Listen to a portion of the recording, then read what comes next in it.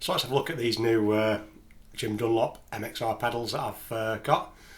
I'm going to do an unboxing on one of them. I won't bore you by taking the packaging off all three, so I'll unbox one so we can have a look at what comes in the box. I'm guessing what comes in this box will be the same as the other boxes, so when I've done this one I'll do a quick cut, I'll get the others out, then we can have a look at all the pedals. So we'll put those aside for now and we'll just have a look at this first one. This is the micro amp boost pedal, the one that I said just gives you a volume lift in case you want to, for example, play a guitar solo, or you come to a point in a song where you want to raise your volume just by the tap of your foot for a particular part of the song. So what do we get? We get this inside of the box. So we've got the pedal itself. Just put that down for now. We've got some other bits and bobs. We've got a quick guide that might be useful. Learn a little bit about the pedal, always handy. I've got a rubbery type thing that looks like it fits over the knob on the pedal or the switch or something, I'm not sure. But I've got that. I've got a little thank you note from Dunlop, and it looks like a warranty registration card to complete the warranty for the pedal. Got a nice little MXR sticker. We all love stickers, can't have too many stickers. And finally, we seem to have some more stickers, but more useful stickers, 4 little rubber pads, which I imagine you've got the option of sticking those on the bottom of the effects pedal so that it doesn't slide around on the floor. So personally, I don't think I'll be using those because I'm going to mount this onto a dedicated pedal board, but it's nice that they've included everything for all eventualities. So the pedal itself, first thing that springs to mind, it's got a good weight to it. Really seems like it's quite solid. Let's get it out of the bag. Yeah, it's definitely quite solid. It's full metal construction, front and rear. Screws on the back for access, and it's quite a simple one, this one. There's not much to talk about. We've got a little nice positive switch. I like that, so I can feel with my foot. If you remember, I talked about the foot switch for my amp. I like a positive switch in action so that you know when you put your foot down whether it's on or off. On top of that, I've got a little LED. I'm going to guess that that's going to indicate when this effect's turned on and off. Other than that, all I've got is a little knob that's labelled gain, and that'll control how much of a boost to the level this pedal gives me. So really simple. Luckily I've probably chosen the most simple one first. I'm not sure, I've not looked at the others yet, but there's not a lot to say other than you plug your guitar in one side, you plug your amp in the other side, and whatever that knob is set to, that's how much it's going to raise your volume level when you press that. So super simple effects. I've just got the connections on the sides, one for input, one for output. It's usually, I'm not sure, but these pedals can be powered either by your 9-volt battery or by an external power supply. I'm planning to use a power supply. There doesn't seem to be a battery compartment, so I imagine you probably need to unscrew that back panel in order to put a battery into it. But because I've got quite a few pedals and I don't want to be buying those expensive 9-volt batteries all the time, I've decided to go for a power supply that'll provide power for a number of these pedals altogether. So first impression, just by looking at it and feeling it, quite impressed with it.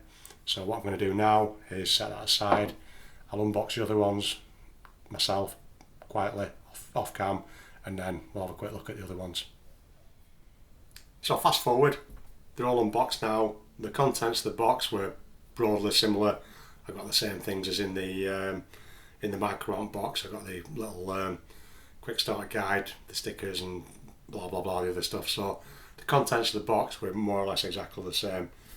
We can see, to start off looking at them, the different colours. Now that's a fairly common thing when you buy these effect boxes from whatever company. This is Jim Dunlop MXR.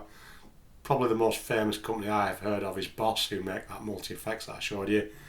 But whatever company it is, they normally make these things quite different colours for the simple reason that if you're using them on a stage, on a pedal board, where you might have more than one of these, it's really easy and clear to see which is which.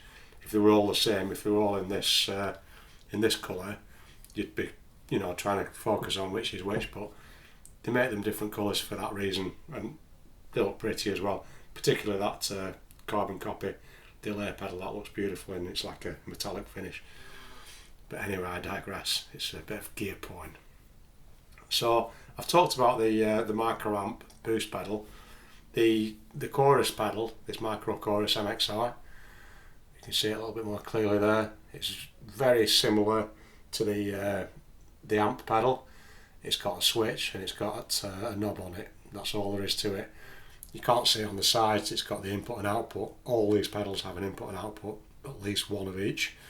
Some pedals might have more inputs and outputs if they're stereo pedals or a bit more complicated, but these ones have got one in and one out. So again, my switch, obviously it's going to be the same, it's the same company. Good positive action on the switch. I've got a little LED light that's going to tell me when the effect is on and when it's off or not, and it's really simple, which is what I love about this. It's just got one knob to control the chorus. It's called rate. Different companies might give it different names, but basically this governs the thickness of the chorus and how intense the effect is. It'll make a lot more sense when I do a playthrough and you can hear it, but for now that's just how much of the effect that you've got. So yeah, like it. Nice bright yellow as well. Last but by no means least, we've got the carbon copy analog delay pedal. So if that comes across, I mean, this is a beautiful metallic sparkle colour. This is my favourite of the three, just from colour so far, because we all like nice sparkly colours. Again, it's got the input and output, one on either side. It's got the good quality foot switch. It's got the LED indicator to tell us when the effect's on. This one, obviously, you can see it's more complicated because it's got three knobs instead of just the one knob. Now, I haven't used it yet, so I can't say for facts, but I have used delay effect pedals before, both as pedals and on my multi-effects unit. So what I strongly imagine is that one of these effects pedals controls the length of your delay. So as an example, you know, the echo in the cave example that I keep explaining, if you've got quite a slow echo, it might sound like ga, ga, ga, ga. You speed that up, that'll be ga, ga, ga, ga, ga, ga, ga. So you can adjust the speed of the echo and the repeats by using one of these knobs, which is probably going to be the delay knob, I imagine, on this one. Mix, the knob that's called mix, what that does is affects how loud those delays are in relation to the original note you've played. So if I was to have that on full whack, fully clockwise, then my delays I would expect to be as loud or thereabouts as my original note, so it'd be a really obvious in your face delay effect. I probably wouldn't use it like that, but who knows, give it a try like that. I'd probably have it down a little bit than that, and the more you turn that down, the quieter those echo, they're going to be heard through your amplifier. The final one on this pedal is called Regen. This is what I've never heard of it called Regen before. Often it's called feedback on other pedals I've used. If I'm guessing right, I might be wrong. So if I'm wrong, I'll correct myself when I come to use it. But that usually means how much the echo repeats itself.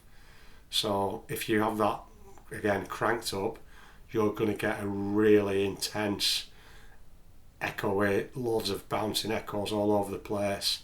Think a little bit like the kind of playing by The Edge from U2, who uses delay effects to brilliant use on a lot of his playing, and it's really pronounced. If I turn that down, then it's going to decay off a lot quicker, and the delay will, the overall effect will diminish quite quickly rather than over a longer period of time. It's also got a little button called mod, and I'll hold my hand up here. I've got no idea what that does, so I'm going to have a look in the book. I wasn't aware of that. So I'll have to have a look, and I'll have to give it a try as well. Off the top of my head, and I'm going to guess, it might be there's two different modes of delay that I can have, so mod for mode, or it might be mod for modulation, in which case it might add some kind of a chorusy type thing to it as well, but I don't know. There's no shame in not knowing.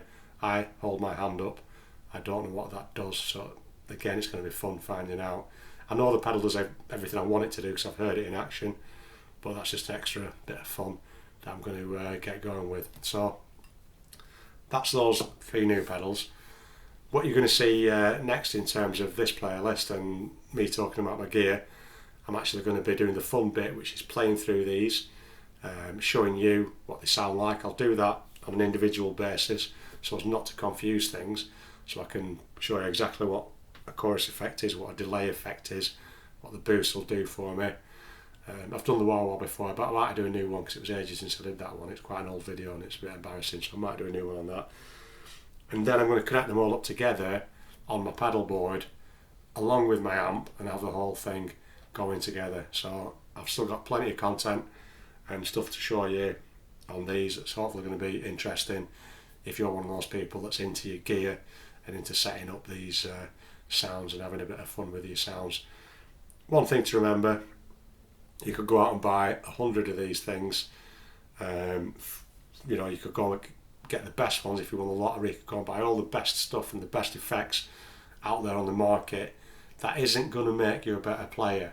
You have to be able to play the stuff to begin with. So buying these things doesn't compensate for not putting your practice in and not learning your songs. It's a separate thing entirely. One thing it does give you, however, is it can inspire you to play things that you might not have ordinarily played. I gave the example just earlier, talking about this delay pedal of U2's guitarist, The Edge. Quite a lot of those sounds that U2 are known for producing, to me, I don't know, I've not read up, I've not done my research, but I imagine he was probably messing about with an effects pedal like this and came up with a particular sound and thought, oh my word, that sounds great for this song and I'm going to make something out of that.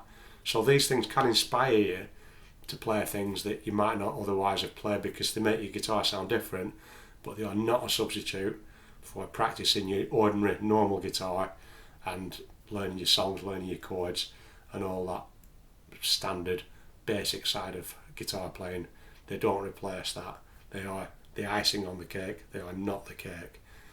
But hopefully I'm going to get these up and running in double quick time, make some videos to show you how they all sound, and in the process of doing that I'm really looking forward to using them. I'm certain that I'm going to enjoy